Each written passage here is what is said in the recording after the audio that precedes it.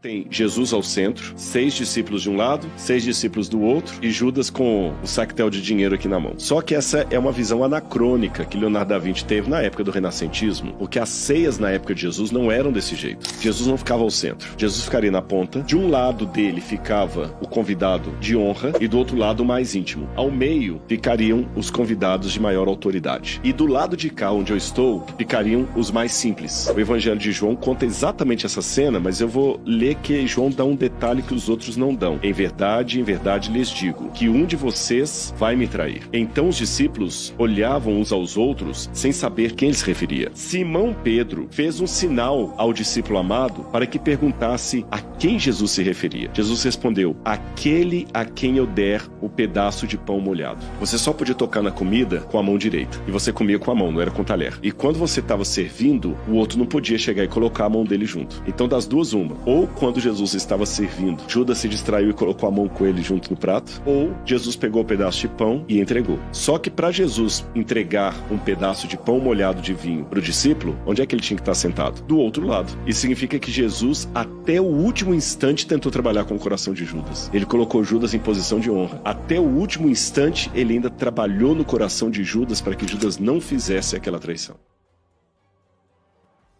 Que bobagem. Que Deus é esse que escolhe alguém para trair e trabalha até o último minuto para evitar? Se evitasse, por que escolheu um traidor? Se evitasse, onde estaríamos nós? Quem o trairia, quem o entregaria? Que burrice! Tu pode pegar a história que tu quiser, a pessoa pega a cultura judaica, religiosa, aí aplica, aí pega um pouco de Bíblia e diz, tá aqui, Judas estava ao lado. Não tem como saber. Aquele que eu dei o pedaço de pão molhado no vinho. Pode ser de lado, aqui, da frente, do lado, pode ter alcança para ele, vai saber. O que importa isso? Se eu não estiver enganado, esse cara é adventista. Eu sei, o doutor Rodrigo é adventista. Mas o arqueólogo doutor adventista, que eu já convidei para o programa, já tentei dar uma Bíblia para ele, é o seguinte, trouxe um monte de elementos, porque cada pregador tem uma fantasia, né? Que é o meio de viver, né? Então tem o Cláudio Duarte, que tem a fantasia do humor, tem o Malafaia, que é a fantasia dos versículos decorados, o Edir Macedo, que é a fantasia do desafio, o Marco Feliciano, que é a desafio da gritaria, do profeta do Brasil, o profeta político. Cada um tem um perfil. E o perfil do doutor Henrique, do doutor Rodrigo é qual? O arqueólogo que traz informações de arqueologia. Então ele trouxe informações de arqueologia, a pessoa diz, nossa, que incrível. Então ele está mostrando que é além do quadro, está aqui atrás de mim, ó. Além do quadro da ceia. E nós já mostramos isso na série Moça, mostramos isso na Bíblia de Naucó, tal. Mas não é isso. É quando exige-se do mentor, professor, doutor, seja lá quem for, do pastor, exige-se a verdade, aí vem a mentira. Traz um monte de detalhe que é lindo, mas não tem comprovação. Mas na hora soteriológica que se exige a verdade, que não pode ser dúbia, ele falha. Aí ele diz que Jesus tentou salvar o Judas até o último segundo. Isso é verdade? Isso é mentira. Isso tem sentido? Isso não tem nenhum sentido. Que Deus é esse que escolhe um traidor para tentar salvar até o final? Ô, loucura! Por quê? Porque tem o diabo. Judas entrou no diabo. O diabo entrou em Judas.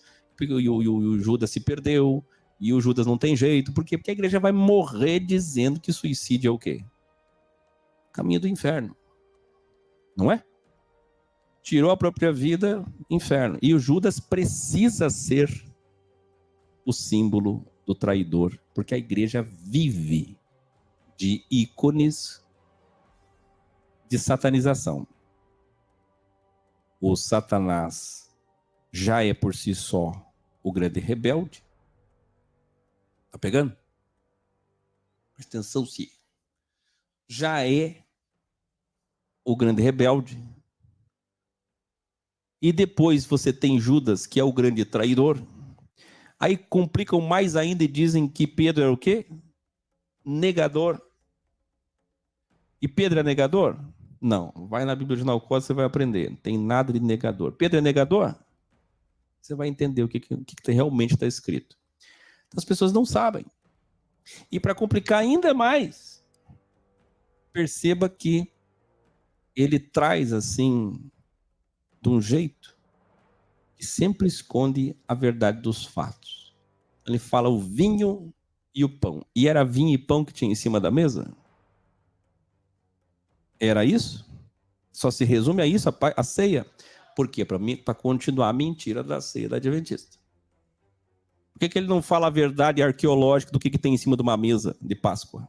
Porque ele não fala que só tem macho ali, circuncidado, que na Páscoa judaica não podia participar mulheres. Porque não faz a Santa Ceia na Igreja Adventista só para macho, para seguir a Bíblia ipsis literis.